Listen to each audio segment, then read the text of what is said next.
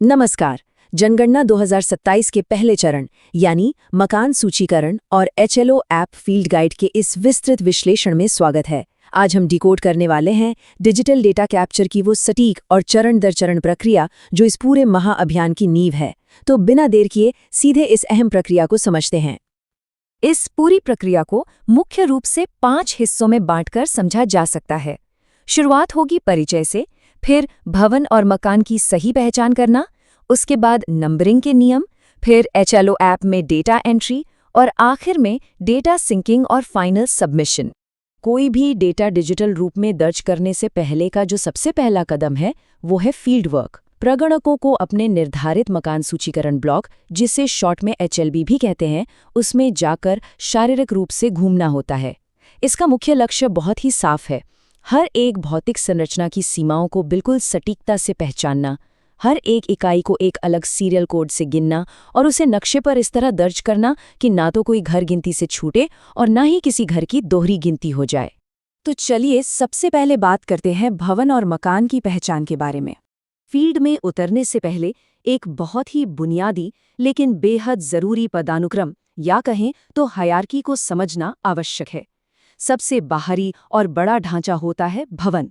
उसके भीतर मौजूद स्वतंत्र इकाई को कहते हैं जनगणना मकान, और उस मकान के अंदर एक साथ खाना पकाने और खाने वाले लोगों का जो समूह होता है वो कहलाता है परिवार। इस फर्क को समझे बिना बड़ी बड़ी इमारतों के अंदर परिवारों की गिनती करते समय भारी डेटा गड़बड़ियां हो सकती हैं। इसको थोड़ा और बारीकी से समझते हैं। आखिर भवन और जनगणना मकान में मुख्य अंतर क्या है? आसान शब्दों में कहें तो जमीन पर बनी कोई भी आज़ाद भौतिक संरचना भवन है, लेकिन जनगणना मकान उस भवन का वो हिस्सा है जिसका अपना एक अलग स्वतंत्र मुख्य निकास द्वार हो। यानी एक ही बड़ी बिल्डिंग के अंदर कई जनगणना मकान हो सकते हैं, बस शर्त यह है कि हर एक का अपना अलग मेन गेट होना चाहिए। इसका सीधा सा मतलब ये हुआ कि संरचना चाहे कैसी भी हो, भले ही वो एक शंक्वाकार टेंट हो या फिर एक ही साझा छत के नीचे बनी घरों की एक लंबी कतार, वर्गीकरण हमेशा इस बात पर निर्भर करेगा कि उसका भौतिक उपयोग कैसा है और क्या उसका प्रवेश द्वार अलग है।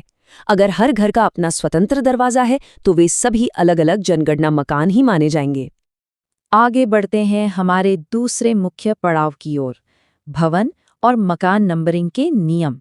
एक बार जब संरचनाओं की सही पहचान हो जाती है तो उन्हें नंबर देने के लिए एक बहुत ही सख्त भौगोलिक नियम का पालन करना होता है। नंबरिंग की शुरुआत हमेशा ब्लॉक के उत्तर पश्चिम कोने से ही की जाती है। वहां से शुरू करके एक सर्पाकार यानी जिगजैग पैटर्न में आगे बढ़ना होता है और यह प्रक्रिया दक्षिण पूर्व कोने पर जाकर समाप्त होती है।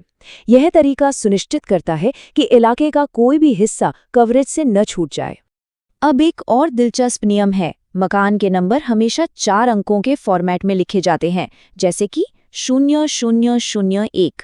लेकिन यहाँ एक सवाल उठ सकता है कि क्या होगा अगर नंबरिंग का काम पूरा होने के बाद 2 पुराने भवनों के बीच कोई बिल्कुल नई बिल्डिंग नजर आ जाए।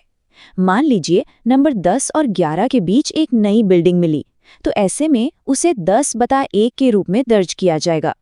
फील्ड में देखी गई इन सभी चीजों को फिर नजरी नक्शा यानी एक स्केच मैप पर उतारा जाता है। यहाँ एक खास ब्रैकेट नियम का सख्ती से पालन होता है। नियम ये है कि भवन संख्या हमेशा ब्रैकेट के बाहर लिखी जाती है और उस भवन के अंदर मौजूद जनगणना मकानों की कुल संख्या ब्रैकेट के अंदर दर्ज होती है। उदाहरण के लिए अगर कहीं लिखा है 5 ब्रैकेट 2 5 स्क्वायर ब्रैकेट, तो इसका सीधा सा मतलब है ये भवन नंबर 5 है और इसके भीतर कुल 2 जनगणना मकान मौजूद हैं। नक्शा बन गया, नंबरिंग हो गई। अब बात करते हैं तीसरे हिस्से की, एचएलओ ऐप डेटा एंट्री। भौतिक मैपिंग के बाद इन सब जानकारियों को एचएलओ ऐप में मौजूद 34 प्रश्नों की अनुसूची में डिजिटल रूप से भरा जाता है। इस ऐप का वर्कफ्लो बिल्कुल सीधा और व्यवस्थित है। सबसे पहले डेटा दर्ज करना, फिर सारांश को वेरीफाई करना, सुपरवाइजर को डेटा सिंक करना और अगर कोई गलती हो जाए तो फाइनल सबमिशन से पहले उसे सुधारना। ये चरण दर चरण प्रक्रिया डेटा की सटीकता की पूरी गारंटी देती है। क्या क्या दर्ज होता है इस डिजिटल अनुसूची में? दरअसल इसमें सामाजिक आर्थिक संकेतकों का बहुत ही व्यापक डेटा होता है, जैसे कि मकान के फर्श, दीवार और छत में इस्तेमाल हुई मुख्य सामग्री क्या है, उस मकान का असली उपयोग क्या है, क्या वो घर है, कोई दुकान है या स्कूल है। इसके अलावा परिवार के मुखिया का विवरण और पीने का पानी, शौचालय व खाना पकाने की ईंधन जैसी दैनिक सुविधाएं भी दर्ज होती हैं। यहाँ तक कि इंटरनेट तक पहुंच और वाहनों जैसी संपत्तियों का ब्यौरा भी इसमें शामिल होता है। अब आते हैं इस पूरी प्रक्रिया के आखिरी चरण पर, डेटा सिंकिंग और फाइनल सबमिशन। ये वो आखिरी पड़ाव है जो ये सुनिश्चित करता है कि इकट्ठा किया गया डेटा न सिर्फ सुरक्षित रूप से ट्रांसमिट हो गया है, बल्कि आधिकारिक तौर पर लॉक भी हो गया है। जब ऐप के चैटबॉक्स इंटरफेस में सुरक्षित डिजिटल हस्ताक्षर कर दिए जाते हैं, उसके बाद डेटा को सिंक किया जाता है।